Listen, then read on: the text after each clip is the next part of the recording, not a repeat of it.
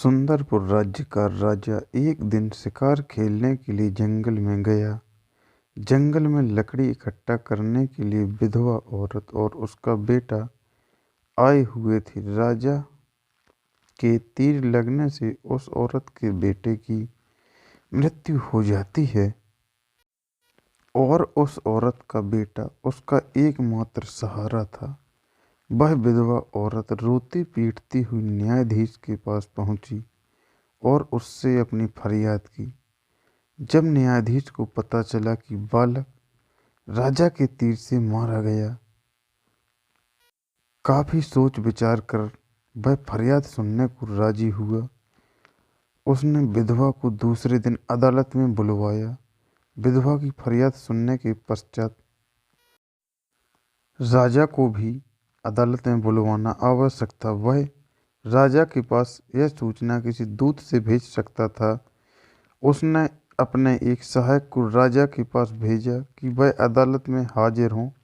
सहायक किसी प्रकार हिम्मत करके न्यायाधीश का संदेश लेकर राजा के दरबार में पहुंचा और हाथ जोड़कर राजा के समक्ष उपस्थित हुआ।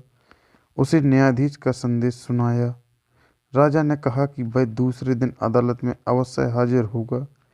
दूसरे दिन राजा न्यायाधीश की अदालत में हाजिर हुआ। वह जाते समय कुछ सोचकर अपने वस्त्रों के नीचे तलवार छिपा ले गया। न्यायाधीश की अदालत भीड़ भाड़ से खचाखच भरी हुई थी। इस फैसले को सुनने के लिए दूर दूर से लोग आए थे।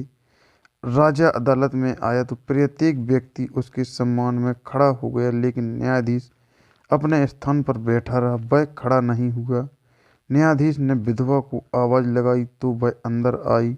न्यायाधीश ने उससे फरियाद करने को कहा। विधवा के बेटे के मरने की कहानी सुनाई। तब न्यायाधीश ने राजा से कहा, महाराज, इस विधवा और का बेटा आपके तीर से मारा गया। आप पर उसको मारने का आरोप है। इस विधवा की यह हानि किसी भी स्थिति में पूरी नहीं हो सकती।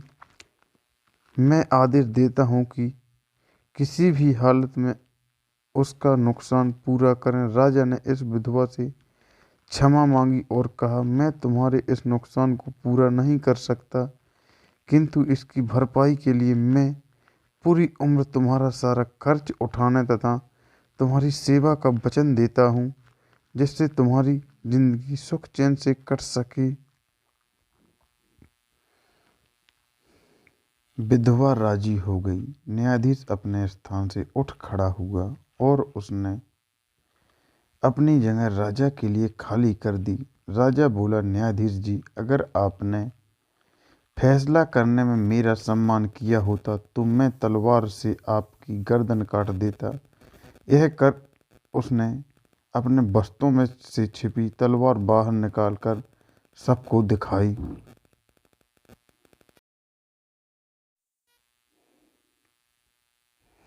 न्यायाधीश सिर झुकाकर बोला, महाराज, अगर आपने मेरा आदेश मानने में जरा भी टाल मटोल की होती, मैं तुम्हारी हंटर से खाल उड़वा देता।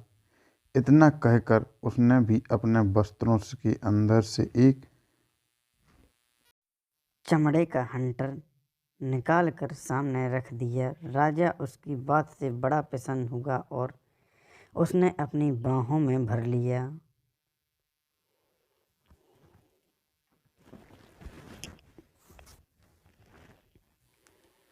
इस कहानी से हमें शिक्षा मिलती है कि फैसला हमेशा ईमानदारी से ही करना चाहिए। इस तरह की कहानी सुनने के लिए हमारे चैनल को